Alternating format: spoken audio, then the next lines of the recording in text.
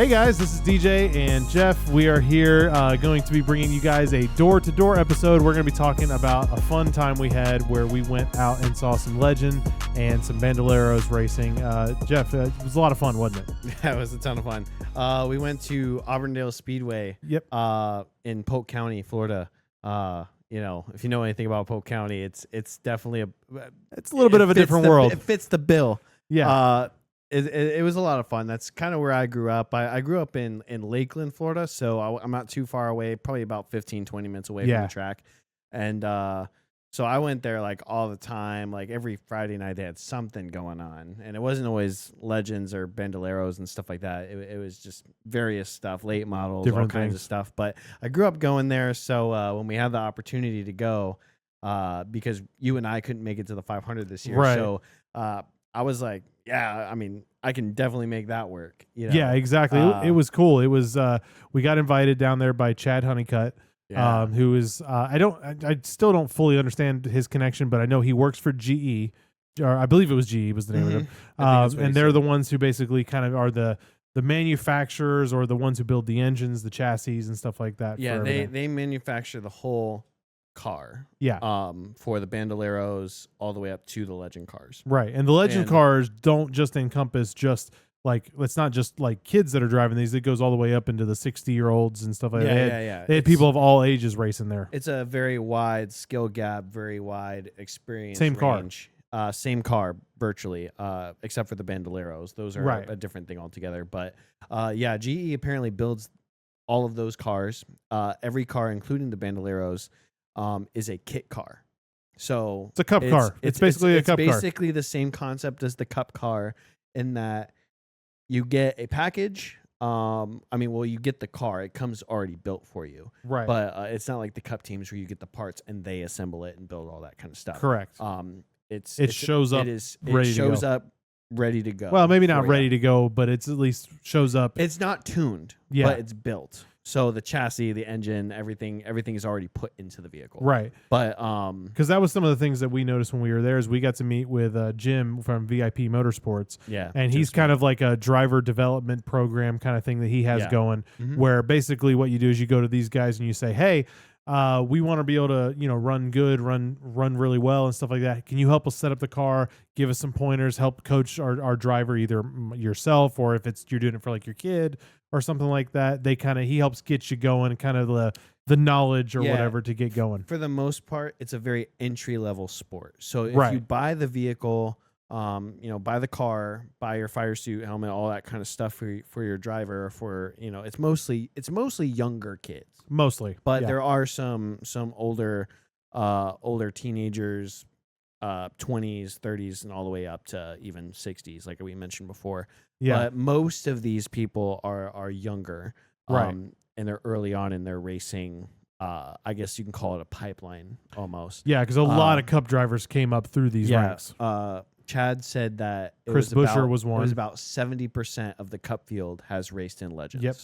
On average. I know we talked to him a little bit about Buescher, saying how really cool guy. He actually, I guess, knows him pretty well. Yeah, he was a really competitive driver back in his day, and then also Byron and Bubba Wallace. So a lot of people. He's got some cool stories.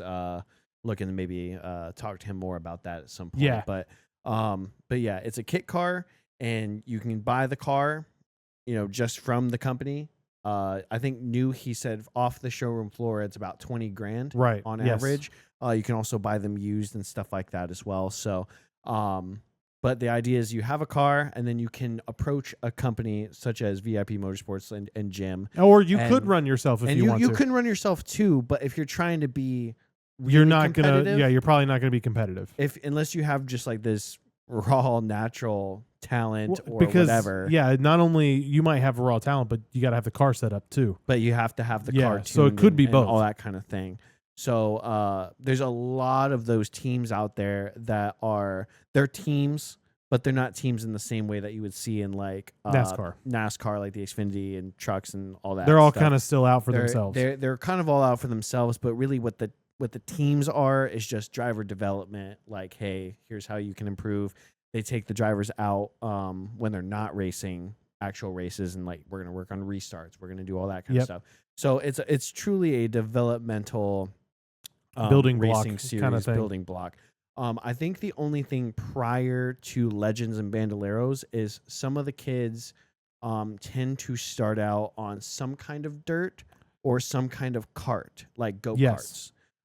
So if you're familiar with any of that kind of stuff, it would be like they would start off in like a shifter kart. And right. A shifter kart's basically, it's literally just a go-kart that goes like 80 miles an hour and you have to shift with like paddle shifters. But this is kind of like the next level up if you're looking more towards the stock car style racing, where it's going to be mostly ovals. They also do road courses as well. Yep. But really the only difference among the skill gap and the age gap is horsepower. Pretty much. If I remember right. That's narrowing it. I mean, there's obviously, I'm sure, more to it, but that is the quick and dirty kind of way to look at it. Yeah. When Honeycut was talking to us, and he said, hold on, we have to clear something up real quick. His name is Chad Honeyut. Yes, he is not related to Caden Honeycutt in any sort of way. No, we did ask him that question. He was like, no. Yeah, he did say, he did get some guys yelling at him because they thought it was a kid or something like that, or his kid. They thought, he thought it was his son. No, and he was like, no, that's not it. No, but they got just the horsepower. You have incremental horsepowers, and then the cars, the Bandoleros and the Legend cars are designed to be very good to step from one stage to the next. Yeah. And I think the insane thing is the amount of power they put out for the weight.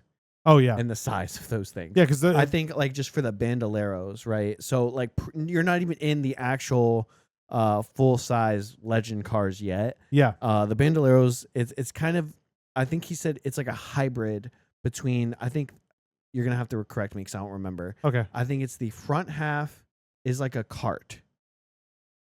And then the rear is like a Legends car. Yes. And so that's kind of how the Bandoleros work. If you don't know what we're talking about, you can look them up. They're pretty easy to find. We did a video on it you can check out too. Yeah. And so basically it's a fiberglass body, and it kind of looks like an old... What would you say it was when we talked about it? The Bandolero? Yeah, the Bandoleros were like an old Testarossa. Yes. Like an old 80s Ferrari, Lamborghini, stuff like that. Yeah, it's very cool looking car. Tiny. Very, very, very tiny. And I think so. If you're like, I think it's like 5 to 6 years old, you're going to be at like 13 horsepower. And then if you're a little bit older than that, it's like 22, 23 horsepower. And I think if you're like 8 to 9 years old, it's like 35 horsepower.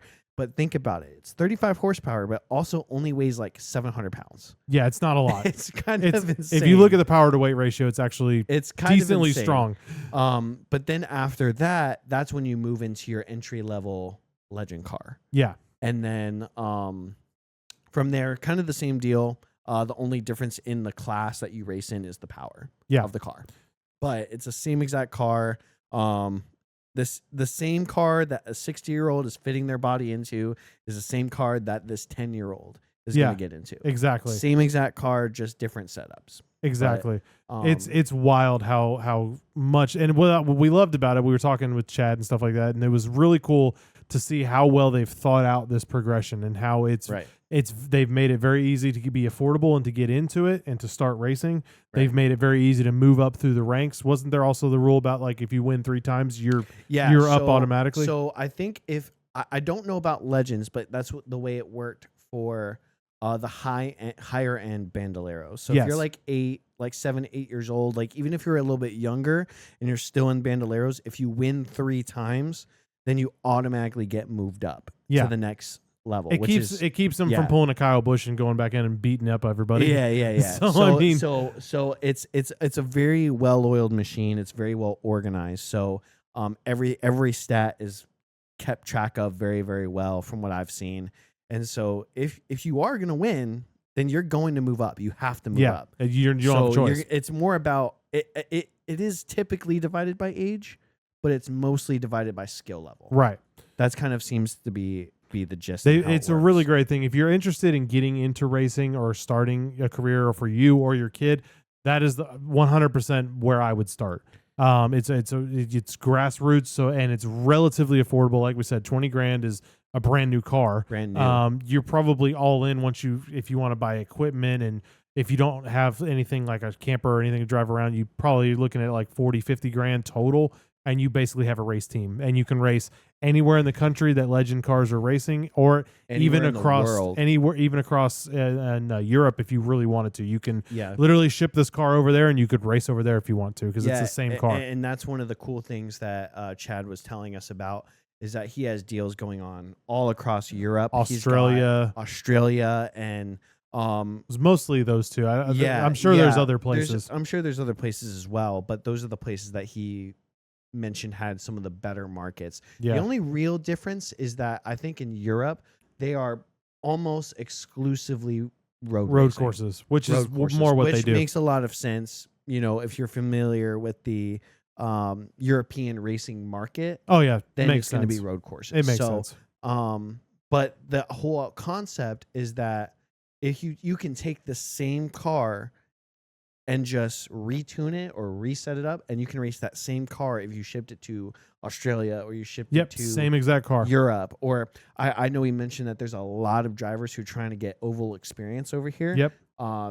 Especially with NASCAR kind of seeming to expand to different markets a lot, like especially with like people like SVG. Yeah. Being in Cup now, like a lot of Australians are coming over and they're trying out these local short tracks like Auburndale and some other spots where they're trying to get oval experience and like all that kind of stuff. So trying out the different setups, like, hey, going to these driver development teams, it's like, hey, can you teach us how to set up this car if we ever wanted to race an oval wherever? Yeah.